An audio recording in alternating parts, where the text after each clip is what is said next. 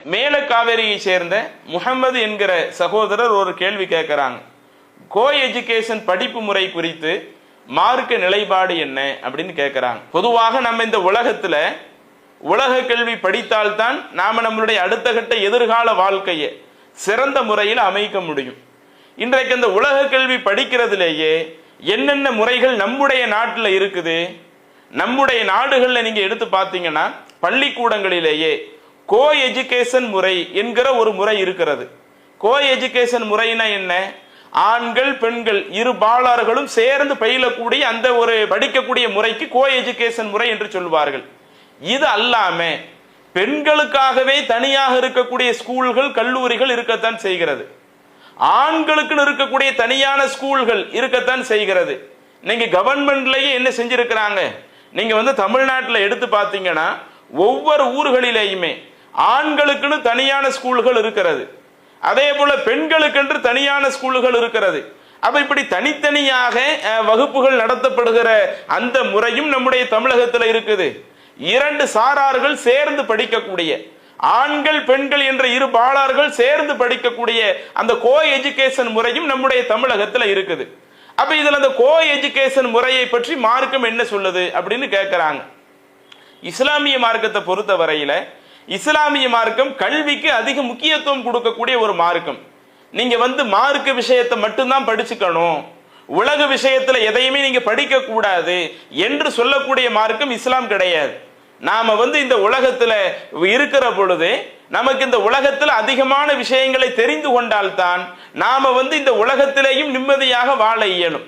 இன்னும் சொல்ல போன சில மார்க்க சட்டங்கள் அறிந்து கொள்வதற்கு நமக்கு கல்வி என்பது ரொம்ப அவசியமாக இருக்கும். இப்ப இஸ்லாத்துல வாரிசுரிமை அப்படிங்கிற ஒரு சட்டம் நமக்கு சொல்லப்படும். ஒருவர் இறந்து விட்டால் அந்த இறந்தவருடைய சொத்தை அவருடைய வாரிசுதாரர்களுக்கு எவ்வளவு பங்குகள் வச்சு கொடுக்கணும், இப்படிங்கிற ஒரு முறை மார்க்க சட்டம் நமக்கு இருக்கிறது. இப்ப ஒரு ஆளுக்கு உலக கல்வியே இல்லைன்னு வைங்க, உலக கல்வியே இல்லாதவர் இது போன்ற வாரிசுரிமை அவர் இவ்வளவு பங்குனா இவர்கிட்ட இருக்கிற மொத்த சொத்தை இதுல எவ்வளவு கொடுக்கணும் அப்படி பிரிச்சு சொல்ல முடியுமா? அப்படி பிரிச்சு அவரால சொல்ல முடியாது. அப்ப சில மார்க்க சட்டங்களை நாம விளங்கிக் கொள்வதாக இருந்தாலும் நமக்கு கல்வி என்பது அவசியம், இதுல எந்த மாற்று கருத்து இல்லை. இதுல அந்த கோ எஜுகேஷன் முறை இருக்குதா இல்லையா, அந்த கோ எஜுகேஷன் முறையை பொறுத்த வரையில அதை நம்ம ஒட்டுமொத்தமாகவே கூடாது அப்படின்னு சொல்லிட முடியாது, அல்லது ஒட்டுமொத்தமாக கோ எஜுகேஷன் முறை கூடும் என்றும் சொல்லிவிட முடியாது. ஒவ்வொரு இடங்களிலேயும் நடைபெறக்கூடிய அந்த நிகழ்வுகளை வைத்துத்தான் இப்படி இருந்ததுன்னா இதுல படிக்கலாமா படிக்க வேண்டாமா என்று நாம வகைப்படுத்த முடியும். ஏன் இஸ்லாமிய மார்க்கத்தை எடுத்துக்கிட்டீங்கன்னா ஒரு ஆணா இருக்கட்டும் பெண்ணா இருக்கட்டும், அவங்க ஒரு குறிப்பிட்ட ஒரு பருவத்தை அடைந்து கொள்கிறார்கள் என்றால் ஆண் தனக்கு சொல்லப்பட்ட அந்த சட்டத்திட்டங்கள்ல கடைசி வரை சரியாக நடக்கணும். ஒரு பெண்ணும் தனக்கு சொல்லப்பட்டு இருக்கிற சட்டத்திட்டங்கள்ல கடைசி வரை கரெக்டா இருக்கணும். குறிப்பாக ஒழுக்கவியல் தொடர்பாக இஸ்லாம் என்ன சொல்லுகிறது? அல்லாஹு தஆலா ஆண்களுக்கு குர்ஆன்ல அறிவுரை சொல்லுகிறான், ரசூலுல்லாஹி ஸல்லல்லாஹு அலைஹி வஸல்லம் அவர்களை வைத்து சொல்லுகிறான், வகுல்லில் முஃமினீன், நபியே நம்பிக்கை கொண்ட ஆண்களுக்கு சொல்லுங்கள், யகுல்லு மின் அபுசாரிஹிம், அந்த ஆண்கள் தங்களுடைய பார்வைகளை தாழ்த்த வேண்டும், வயஹ்ஃபது ஃபுரூஜஹும், அவர்கள் தங்களுடைய கற்புகளை பேணி பாதுகாக்க வேண்டும், ஸாலிக அஸ்ஹாலஹும், இதுதான் அந்த ஆண்களுக்கு ஏற்றது. ஒரு ஆணா இருந்தாலும் அவர் தன்னுடைய பார்வையை தாழ்த்த வேண்டும். அந்நிய பெண்களை ஏறிடத்தும் பார்க்க முடியாது. ஒரு ஆணுக்கும் கருப்பு இருக்கிறது, ஒரு ஆணும் தன்னுடைய கருப்பொழுக்கத்தை பேணி பாதுகாத்து வாழ வேண்டும்.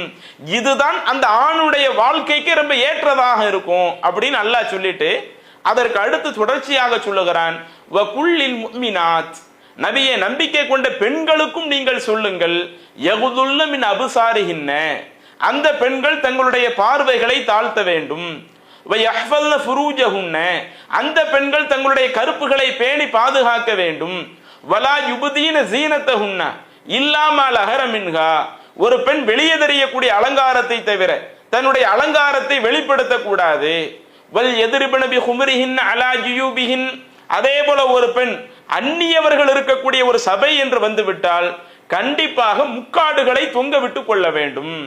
தங்களுடைய அலங்காரங்களை வெளிப்படுத்தாத விதத்துல இப்ப பெண்கள் மட்டும் இருக்கிற ஒரு சபையாக இருந்தால் ஒரு பெண் நார்மலாக இருந்து கொள்ளலாம், அல்லது திருமணத்திற்கு தடை செய்யப்பட்ட உறவு இப்ப ஒரு பெண்ணினுடைய தந்தைய ஒரு பெண் கல்யாணம் முடிக்க முடியாது. ஒரு பெண்ணோடு உடன் பிறந்த சகோதரனை ஒரு பெண் கல்யாணம் முடிக்க முடியாது.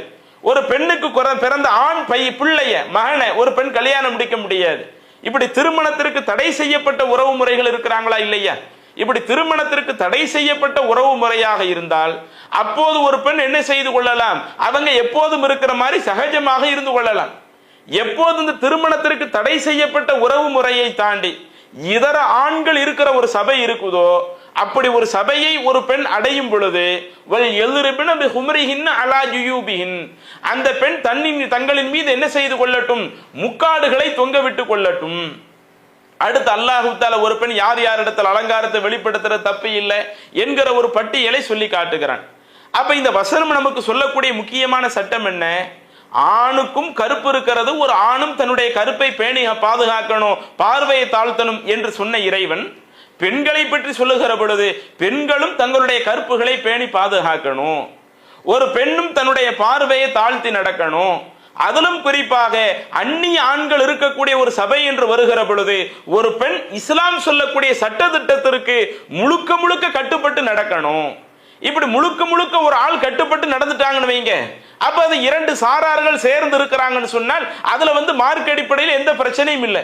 இப்போ ஒரு ஸ்கூல் இருக்கிறது, அந்த ஸ்கூல்ல ஒரு பெண்ணும் மார்க்கம் சொல்லக்கூடிய அத்துணை சட்டத்திட்டங்களை முறையா கடைபிடிக்கிறாங்க, ஒரு ஆணும் மார்க்கம் சொல்லக்கூடிய அத்துணை சட்டத்திட்டங்களை முறையா கடைபிடிக்கிறாங்க. ஆண்களுக்குன்னு தனி பகுதி இருக்குது, பெண்களுக்குன்னு தனி பகுதி இருக்குது. அப்ப அப்படி உட்கார்ந்து படிக்கிறாங்கன்னு வைங்க, அது மார்க் அடிப்படையில பிரச்சனை இல்லாம போயிடும். ஆனால் இன்றைக்கு இருக்கக்கூடிய சூழல் எப்படி இருக்கிறது? நாம் அந்த சூழலையும் கவனிக்கணும். நாமளும் மார்க் அடிப்படையில் எந்த தவறும் செய்துவிடக் கூடாது. இன்றைக்கு இருக்கக்கூடிய சூழல்களும் அந்நியவர்கள் இருக்கக்கூடிய அந்த இடங்கள், குறிப்பாக பள்ளிக்கூடங்கள்ல இன்றைக்கு எவ்வளவு பிரச்சனைகள் நடந்து கொண்டிருக்கிறது, கல்லூரிகள்ல இன்றைக்கு எவ்வளவு பிரச்சனைகள் நடந்து கொண்டிருக்கிறது. இன்றைக்கு கவர்மெண்ட் தனியாக லேடிஸ் காலேஜ் வைக்க வேண்டிய தேவை என்ன? ஒரு கவர்மெண்ட் ஒரு லேடிஸ் ஸ்கூல்னு வைக்க வேண்டிய தேவை என்ன? ஒரு கவர்மெண்ட் ஜென்ஸுக்குன்னு தனியான ஒரு ஸ்கூல் வைக்க வேண்டிய அவசியம் என்ன? இன்னும் ட்ரெயின்ல எடுத்து பாருங்களேன், ட்ரெயின்ல கூட இந்த எலக்ட்ரிக் ட்ரெயின்லாம் நீங்க பாத்தீங்கன்னு சொன்னா அதுல கூட லேடிஸ் கம்பார்ட்மெண்ட் தனியா ஒன்று வைத்திருக்கிறார்கள், அதுல பெண்கள் மட்டும்தான் ஏறணும். அப்ப இதையெல்லாம் கவர்மெண்ட் வைக்கிறாங்கன்னு சொன்னால் அதற்கான காரணம் என்ன? இன்றைக்கு சில நபர்கள் தவறான விதத்துல பெண்களை அடைய முற்படுகிற பொழுது, பெண்களிடத்துல தவறு செய்யக்கூடிய ஒரு சூழல் இருக்கிற பொழுது அது போன்ற ஒரு நிலை வந்துவிடக் கூடாதுங்கிறதுக்காகத்தான் இன்றைக்கு பெண்களுக்குன்னு தனியான ஒரு ட்ரெயின் எடுத்துக்கிட்டா ஒரு தனியான கம்பார்ட்மெண்ட் இருக்கிறது. பெண்களுக்குன்னு தனியான ஸ்கூல்கள் வைக்க வேண்டிய அவசியம் என்ன? பெண்களுக்குன்னு தனியான கல்லூரிகள் வைக்க வேண்டிய அவசியம் என்ன? இன்றைக்கு இருக்கக்கூடிய சூழல் அது ரொம்ப மோசமான ஒரு சூழலாக இருக்கிறது. குறிப்பாக பள்ளிக்கூடத்தில் படிக்கக்கூடியவர்களாக இருக்கட்டும், கல்லூரியில படிக்கக்கூடியவர்களாக இருக்கட்டும், அதுல அவங்களுடைய சூழல் அது சில நேரங்கள்ல தவறான நிலையில இருக்கிறதுனால இன்றைக்கு கவர்மெண்டே இப்படி தனியா பிரிச்சு நடத்தி இருக்கிறாங்களே. அப்ப இன்றைக்கு நாம நம்மளுடைய பிள்ளைகளை சேர்ப்பதாக இருந்தால் ஒரு கோயட் ஸ்கூல்ல போய் நீங்க சேர்க்கிறீங்களா? அப்படி சேர்ப்பதாக இருந்தால் இது போன்ற விஷயங்கள் அனைத்தையுமே கவனிக்கணும். இன்னைக்கு எப்படிப்பட்ட சூழல்ல இருக்குது, அதுல நம்ம பிள்ளைங்களுடைய நிலைகள் எப்படி இருக்குது, நம்ம பிள்ளைங்க மார்க்கத்தினுடைய சட்டத்திட்டங்களை எல்லாம் முறையாக பேணி நடக்கக்கூடியவங்களாக இருக்கிறாங்களா? அதுல ஏதேனும் சில நேரங்களில் தவறு ஏற்பட்டாலும் ஏற்படக்கூடிய விபரீதம் பெரிய ஒரு விபரீதமா மாறிடும். இன்னும் இஸ்லாம் சொல்லக்கூடிய ஆண்கள் பெண்களுக்கான சட்டத்தில் இஸ்லாம் சொல்லும் போது என்ன சொல்லுகிறது? அல்லாஹ்வுடைய தூதர் சொல்லுகிறார்கள், ஈயாக்கும் வத்துஹூல் அலன் நிசா. ஆண்களை பற்றி சொல்லுகிற பொழுது ஒரு பெண்ணு மட்டும் இருக்கிறாங்கன்னா அந்த பெண்ணு இருக்கிற அந்த இடத்துல நீங்க போறத நான் உங்களை எச்சரிக்கிறேன் என்று அல்லாஹ்வுடைய தூதர் சொல்லுகிறார்கள். இன்னொரு நபிமொழியில சொல்றாங்க, ஒரு ஆணும் பெண்ணும் தனித்திருப்பார்களேயானால் அங்கே மூன்றாவது ஒரு ஆளாக ஷைத்தான் இருப்பான். அப்ப இன்றைக்கு நாம கோ எஜுகேஷன்ல சேருகிற பொழுது, நம்முடைய பிள்ளைகளை சேர்க்கிற பொழுது அதுல சில நேரங்களில் தனியாக இருக்கக்கூடிய ஒரு சூழல் ஏற்பட்டு விட்டால் அது கிளாஸ் ரூம்லயோ கிளாஸ் ரூமுக்கு வெளியவோ ஒரு ஆணும் பெண்ணும் தனியாக சந்திக்கக்கூடிய ஒரு சூழல் ஏற்பட்டு விட்டால் அப்ப நம்ம மார்க்கத்தினுடைய வரையறைகளை மீறின மாதிரி ஆயிடுமே, இஸ்லாத்தினுடைய சட்டங்களை மீறின மாதிரி ஆயிடுமே, அது நம்மளுடைய ஒழுக்கத்தையே கேள்விக்குறி ஆக்கக்கூடிய விதத்தில் ஆயிடுமே. இரண்டு நபர்கள் தனித்து இருக்க கூடாது, தனித்திருந்தால் மூன்றாவது ஆளாக ஷைத்தான் இருப்பதாக அல்லாஹ்வுடைய தூதர் சொன்னாங்க. அப்ப இவ்வளவு விஷயங்கள் நமக்கு சொல்லப்பட்டு இருக்கிற பொழுது இன்றைக்கு நாம நம்மளுடைய பிள்ளைகளை கோ எஜுகேஷன் ஸ்கூல்ல சேர்க்கிறதா இருந்தால் இவைகள் அனைத்தையும் கவனியுங்க. இன்றைக்கு நம்முடைய பிள்ளைங்களுடைய சூழல்கள் எல்லாம் எப்படி இருக்கிறது? அப்ப இப்படிப்பட்ட அந்த சூழல்ல நம்மளுடைய பிள்ளை தவறிழைத்து விடாமல் இருப்பதற்காக நாம என்ன செய்து கொள்ளலாம்? இன்றைக்கு ஆண்களுக்குன்னு தனி கிளாஸ் இருக்குதா, தனி ஸ்கூல் இருக்குதா, அதுல நாம் சேர்த்து கொள்ளலாம். அதே போல பெண்களுக்கு இன்றைக்கு அவங்களுக்குன்னு தனியான ஸ்கூல் இருக்கிறாங்களா? அப்படி பெண்களுக்கு என்று ஒரு தனியான ஸ்கூல் இருக்கிற பொழுது அதுல இது போன்ற பிரச்சனைகள் சிக்கல்கள் இல்லாமல் இருக்கிறதா? அதுல நாம தாராளம் என்ன செய்து கொள்ளலாம். அப்படி நாம் சேர்க்கிற பொழுது அதுல மார்க் அடிப்படையில் எந்த ஒரு பிரச்சனைகளையும் வருவதற்கு வாய்ப்பு இல்லாமல் இருக்கும். இன்னும் கொஞ்சம் கூடுதலாகவே நம்ம சொல்றதா இருந்தா, இன்றைக்கு பெண்கள் ஸ்கூல்ல எடுத்துக்கிட்டாலும் அதுலயும் சில நேரங்களில் ஜென் ஸ்டாஃப்களை சேர்க்கத்தான் செய்வார்கள். அது ஆசிரியராக இருக்கட்டும், இதர பொறுப்பாளர்களாக இருக்கட்டும். அப்படி ஜென் ஸ்டாஃப் என்று வந்து விட்டாலேயே மார்க்கம் சொல்லக்கூடிய எல்லா சட்ட திட்டங்களையும் நம்ம கடைபிடித்து ஆகணும். இது மாணவர்களுக்கு மத்தியில் உள்ள விஷயத்திற்காக மட்டும் சொல்லல. ஒரு ஆண் மாணவர், ஒரு பெண் மாணவி, இவங்களுக்காக மட்டும் சொல்லவில்லை. பெண்கள் ஸ்கூல்லையே நாம நம்மளுடைய பிள்ளைகளை சேர்த்தாலும் அங்கே நம்மளுடைய பிள்ளைகளுக்கு பாடம் நடத்தக்கூடிய இடத்துல ஒரு ஜென் ஸ்டாஃப் இருந்தாலும் அந்த சந்தர்ப்பத்திலேயும் மார்க்கம் சொல்லக்கூடிய அவ்வளவு சட்ட திட்டங்களையும் நாம முறையாக கடைபிடிக்கணும். அப்ப அந்த கோ எஜுகேஷனை பொறுத்தவரையில அதை ஒட்டுமொத்தமாக அறவே கூடாது என்று நம்ம சொல்லிவிட முடியாது. ஒவ்வொரு இடங்களிலேயும் நடைபெறக்கூடிய சூழல்களை கவனித்து எங்கே மார்க்க விஷயங்கள் முறையாக பின்பற்றப்பட்டு இப்படி கல்வி கற்கக்கூடிய நிலை இருக்குதோ அது எந்த ஒரு பிரச்சனையும் இருக்காது.